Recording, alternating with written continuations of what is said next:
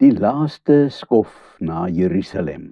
Ons lees Handelinge 21 vers 1 tot 16.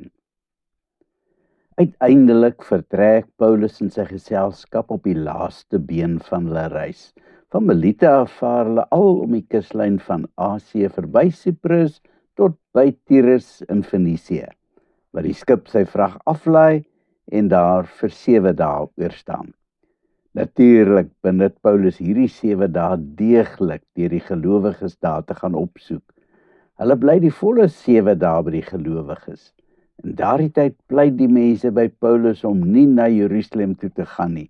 Hulle sê dat die Heilige Gees hulle gelei het om so te sê. Nogtans verontagsaam Paulus hulle pleidooie en hy sit sy reis voort na hierdie besoek. Die hele gemeente, mans, vrouens, kinders is saam met Paulus hulle na die hawe om hulle af te sien. Op die strand kniel hulle en bid saam en dan neem hulle van mekaar afskeid. Dis interessant om te weet dat kinders in die antieke tyd nie normaalweg aan godsdienstige aktiwiteite deelgeneem het nie.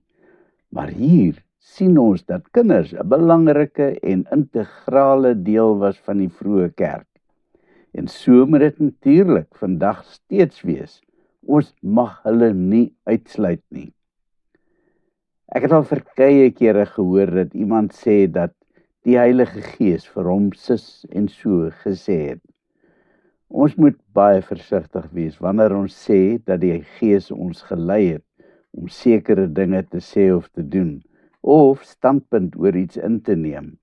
Ons moet doodseker maak of dit nie dalk maar net onsself is wat voor die tyd al besluit het wat ons wil doen nie, en dan na die tyd die Heilige Gees se naam gerieflikheidshalwe gebruik of eerder misbruik om gesag te gee aan ons besluite. Ons moet baie versigtig, veral baie nederig wees wanneer ons oor die leiding van die Heilige Gees praat. Natuurlik lei die Gees ons in ons daaglikse lewe, maar hy doen dit op sy eie manier en ons moet inval by sy leiding. Pas op dat jy nie dalk probeer om die Heilige Gees te dwing om by jou eie wil in te val nie.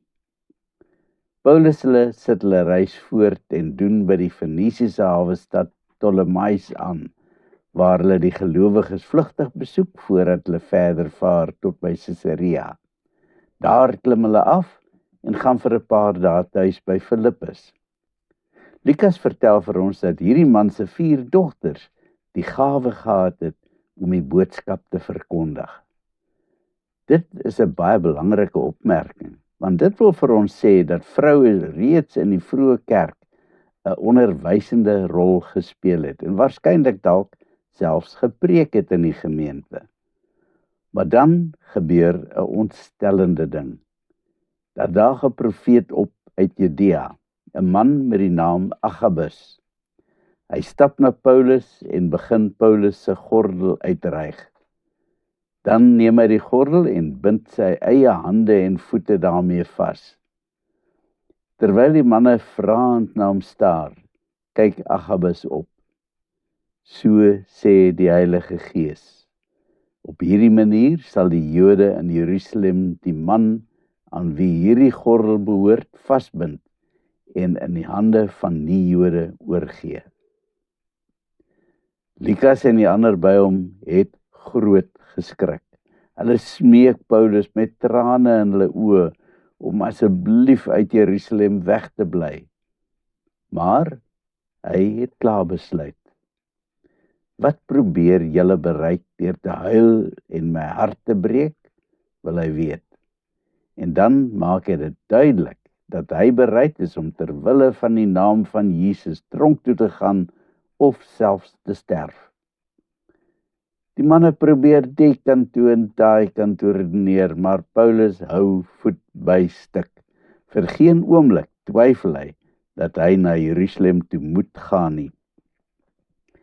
Dan het hulle uiteindelik geen ander keuse nie as om te sê, laat die wil van die Here geskied.